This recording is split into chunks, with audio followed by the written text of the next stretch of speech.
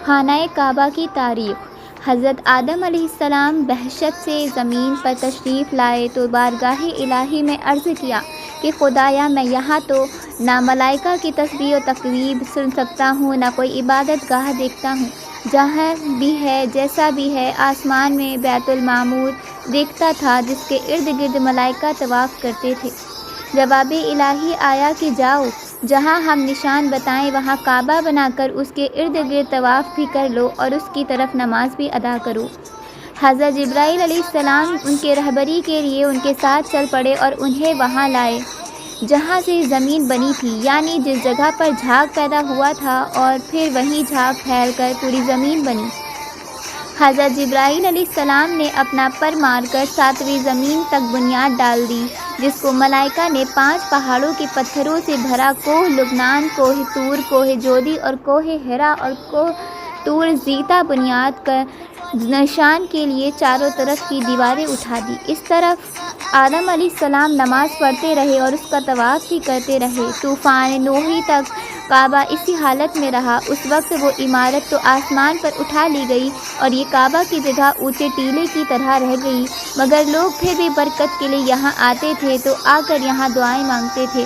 پھر ابراہیم علیہ السلام کے زمانے تک کعبہ اسی حالت میں رہا۔ جب حضرت اسماعیل و ہاجرہ اس میدان میں آ کر ٹھہرے اور ان کی وجہ سے یہاں کچھ آبادی ہو گئی، تب حضرت ہاجرہ کے انتقال کے بعد حضرت ابراہیم علیہ السلام کو حکم ہوا کہ اسماعیل کو ساتھ لے کر یہاں عمارت کعبہ بنائیں۔ اس کی نشانی اس طرح فرمائی گئی کہ ایک بادل کا ٹکڑا بھیجا گیا تاکہ اس کے سائے سے کعبے کی حد مقرر کر لی جائے۔ حضرت جبرائیل علیہ السلام نے اس سائے کی مقدار خط کھینچا اور ابراہیم علیہ السلام نے اس خط پر زمین میں یہاں تک کہ کودی کی بنیاد آدم نامودار ہو گئی اور اس بنیاد پر عمارت بنائی۔ اس کی بلندی 9 ہاتھ اور رکن اسود سے رکن شامی تک کی دیوار 33 ہاتھ اور رکن شامی سے رکن غربی تک کی دیوار 22 ہاتھ اور رکن غربی سے رکن یمنانی تک 31 ہاتھ، رکن یمنانی سے پھر رکن اسود تک 20 ہاتھ، لہٰذا اس وقت یہ کعبہ مستطیل کی شکل میں تھا۔ حضرت ابراہیم علیہ السلام نے کعبہ کی اندر ایک تغار سا بنایا تھا جو مثل خزانے کا تھا کہ کعبہ کے لیے جو کچھ نظر تحفے میں آئے اس میں رکھے جائیں گے۔ اس کے دروازے تو 2 تھے، ایک داخل ہونے کا، دوسرا نکلنے کا، اور کعبہ بنانے والے خلیل تھے اور ان کو درگار اور